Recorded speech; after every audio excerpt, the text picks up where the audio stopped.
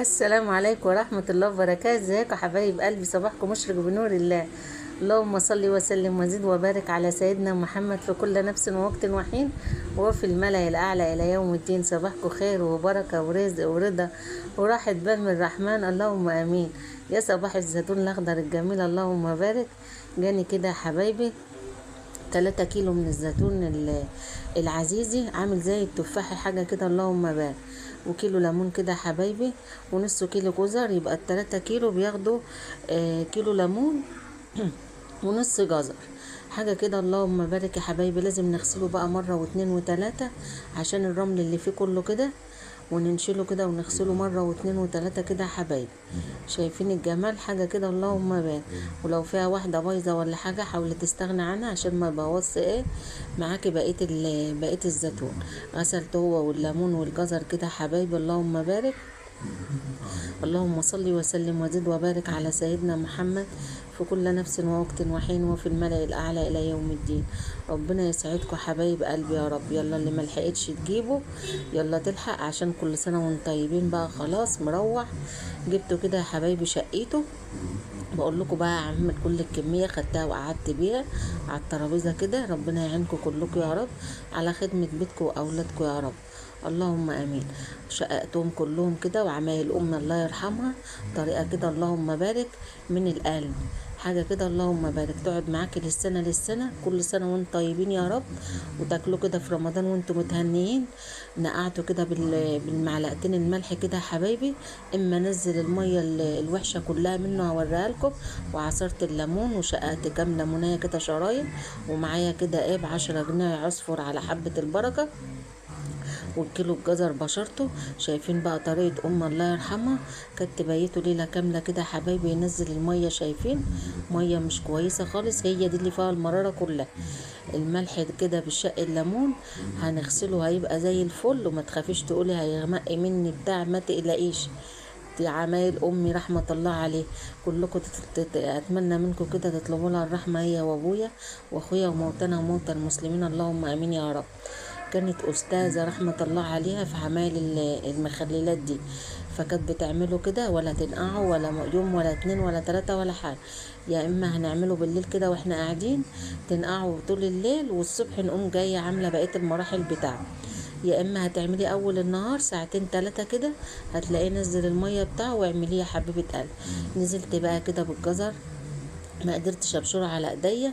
ضربته كده في الكبه، بس هو حلاوته بيبقى مبشور، بس مش مشكله، كله حلو وناعم. وليمون كده قطعه شرايح مع حبه البركه مع العصفر. شايفين يا حبايبي؟ ونقلب بقى. طب الميه بقى نحطها قد ايه؟ والملح كل كوبايه ميه هتحطيها عليها معلقه ملح. العيار ده هيبقى مظبوط. وعينك ميزانك كده هتدوقي. وكان عندي كده كمان معلقتين كده كبار كده من هريسة الفلفل الحار، هحطهم كده يا حبايبي. لو مش متوفر عندك هاتي واضربي.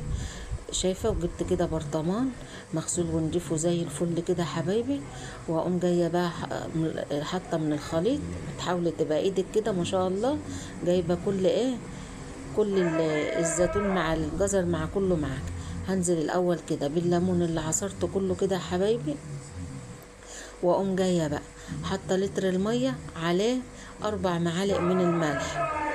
شوفي بقى الكميه دي هتاخد معاك حوالي لترين من الميه، مع اللتر الا ربع من الملح ده. كنت غاليه الميه، شايفين يا حبايبي؟ غليتها وسبتها اما تبرد خالص. واقوم جايه بقى حاطه فيها الملح ومظبط. واهم حاجه ما ننساش عشان يفضل مقرمش معاكي وزي الفل، المعلقه الجزر. دلوقتي بقى مع اللهم صل على النبي معلقه السكر. معلش يا حبايبي سامحوني، اليومين دول انا بهيس خالص وبلخبط في الكلام، مش عارفه ليه، الله المستعان. اللهم صل على سيدنا محمد. الكيلو اللتر الميه هحط عليه 4 معالق كده من الملح الهرميين. واقلب واحط، اجي احط تاني لتر تاني ازود برضو الملح. فاهمه ازاي يا قلب اختك؟ عشان العيار يبقى مظبوط معاك. معلقه السكر معلقه كبيره هرميه كده حبيبه قلبي، تحفظ معاك الليمون وتخليه مقرمش معاك لاخر واحده. ما بنحطش خل، انا بقول لكم عاملاه بطريقه الله يرحمها. في اليومين دول يحطوا لورا وماله، حطي عايزه تحطي مش هيخص. بيحطوا كركم بس انا زي ما قلت لكم عملته كده على اصوله، عشان كده افتكرها واعمل بعمايلها كده، رحمة الله عليها، الف رحمة تروح لها يا رب، وموتنا وموتى المسلمين. كانت هي اللي معلماني الطريقة الجميلة دي، وماشية عليها زي ما هي علمتها لي. الله يرحمها يا رب، وبارك في امهاتنا اللي موجودين، وبارك في امهاتكم حبايبي، ويشفي مرضانا ومرضى المسلمين، ويهدي اولادنا ويحفظهم ويشفي مريضهم. اللهم امين يا رب العالمين. اللهم اشفي مريضهم يا رب، اللهم اهديهم واحفظهم يا رب. شايفين يا حبايبي؟ اللهم بارك، اللهم دم علينا نعمة واحفظها من الزوال، اللهم اجعلها في الزيادة يا رب. شايفين يا حبايبي؟ حاولت بقى اظبط المية عليه كده، وقمت جاية بالليمون بقى اللي كنت عصراه معاكم، بيتحط كده بيبقى زي الفل. وممكن كمان في ناس بتاكله قبل ما بتاكل الزيتون من حلاوته. تحاولي بقى تضغطي، اهم حاجة الكبس، اهم حاجة تبقى الضغطة المكمورة للزيتون. وقمت نازلة بمعلقتين زيت كده يا حبايبي، وهقوم جاية بقى جايبة الغطا كده، وجايبة كيسة، وتقومي جاية بقى لفة بقى لفة بقى الغطا كويس خالص، وكمراه معاكي كمرة كده، اللهم بارك. شايفين يا حبايبي اللون؟ حاجة كده اللهم بارك. شهر ان شاء الله ونفتح عليه سوا، ونشوف الجمال ده بقى عامل ايه. والسلام عليكم ورحمة الله وبركاته.